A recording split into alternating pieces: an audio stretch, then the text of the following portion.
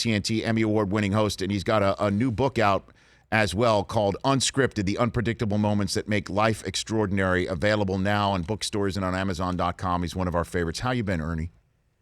I'm doing great, Rich. I hope you are too. Thanks for having me on. Oh, I am. I'm a little bit fired up about this subject about resting players. You.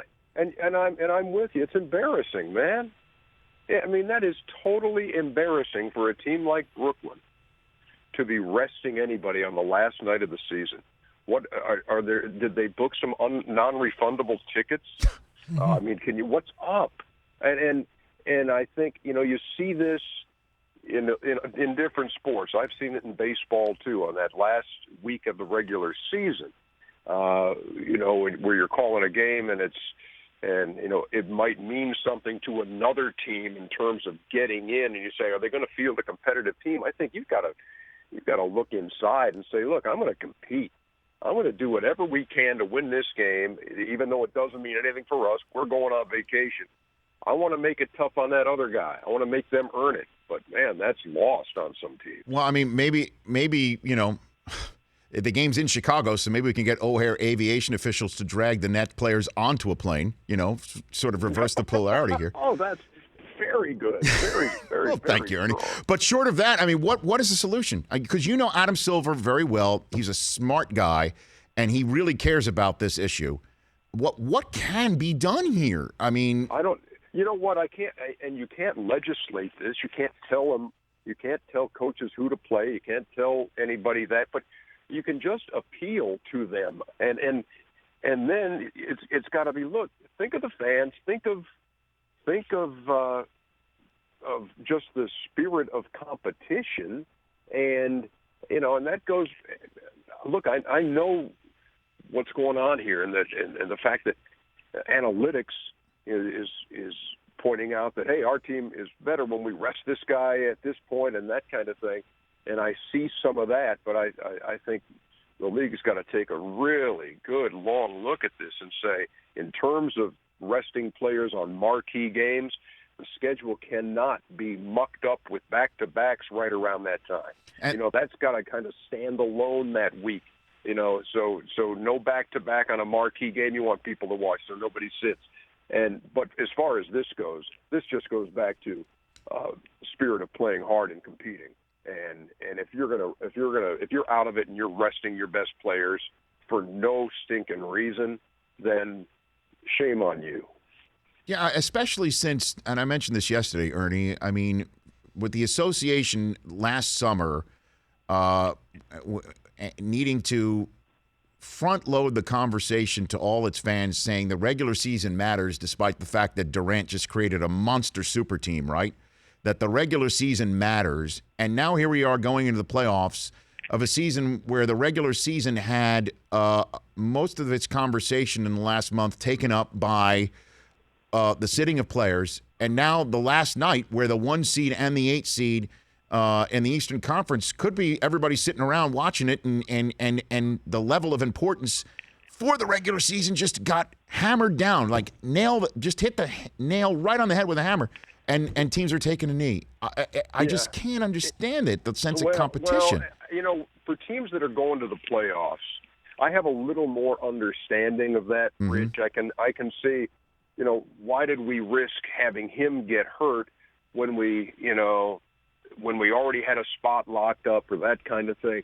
What it illustrates to me on the Cleveland side, I don't think, we had a big discussion on the air with Chuck the other night, and he was saying, like, well, they're looking ahead to the conference semifinals, and they don't want to have Washington in there because that team's not afraid of them. And to me, it's not looking ahead. It's just kind of saying, look, bring it on. 1 or 2, we're going to, we feel pretty confident we can beat anybody in the East, and you're going to have to win on the road anyway. So, that's kind of the mentality. So for teams that still have games to play, then I think sometimes it's prudent to do that, to make sure that your team is 100% or as close to 100% healthy going into the playoffs as you can.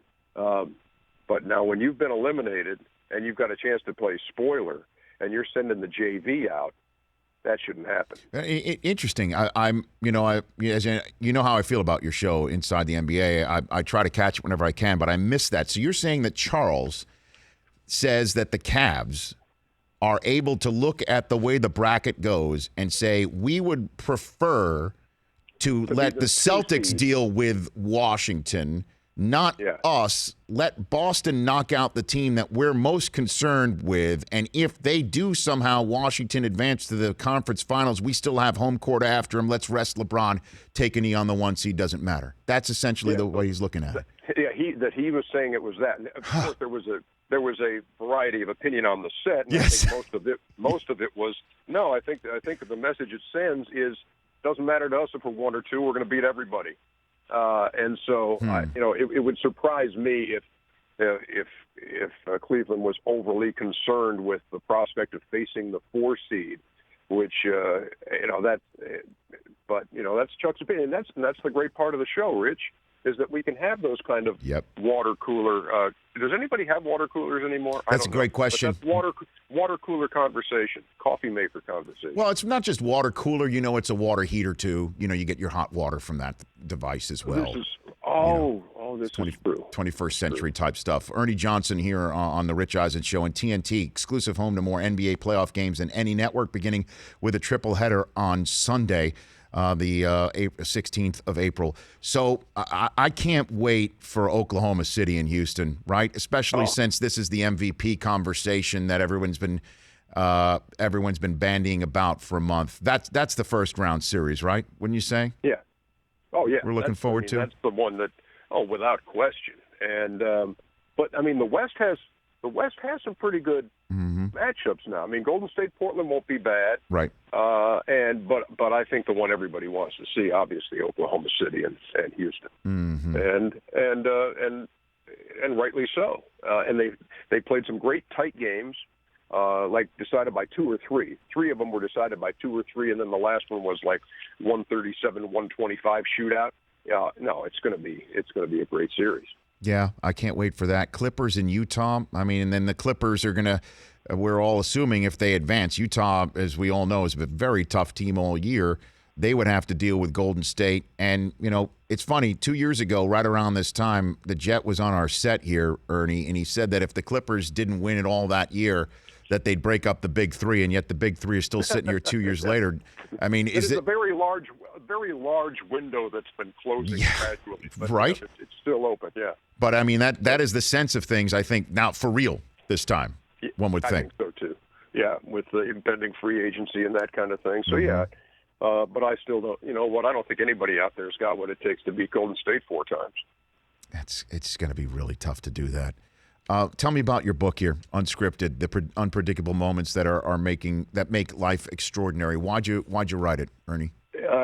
Well, friends had always said, "Hey, when are you going to write that book?" And I always thought it would be somewhere down the road, but really the impetus of it, I think, Rich, was when the E60 folks and Jeremy Schaap and Dan Lindbergh came out and they profiled our family, and the reaction that we got from so many people on so many levels, on the father-son relationship, on facing cancer, on adopting, on raising special needs kids. The reaction was unbelievable, and it was kind of the logical time to write the book, and so we've done it, and it's really sports is just kind of the background of really a story of life and of embracing the moments that are unscripted, not running away from them, and kind of it talks about my life was pretty scripted. I had a boy and a girl and a great wife and a great job, and then we decided to adopt from Romania, and the unscripted began, and it kind of goes from there. So,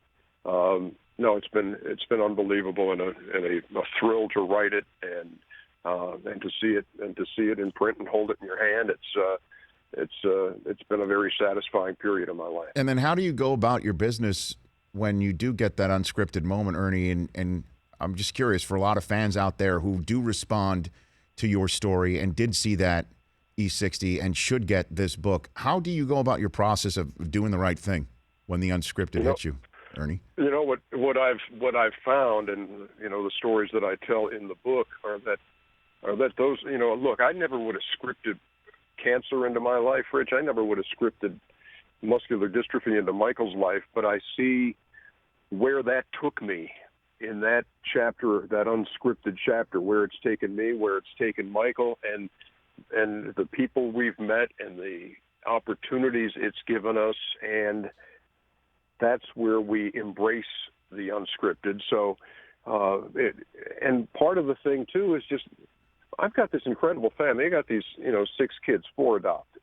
and everybody pulls on the rope the same way. Everybody helps everybody out as much as they can, and that's how we get it done with a busy work schedule and the responsibilities at home. And so I'm blessed with this unbelievable team, and that is crucial to doing that.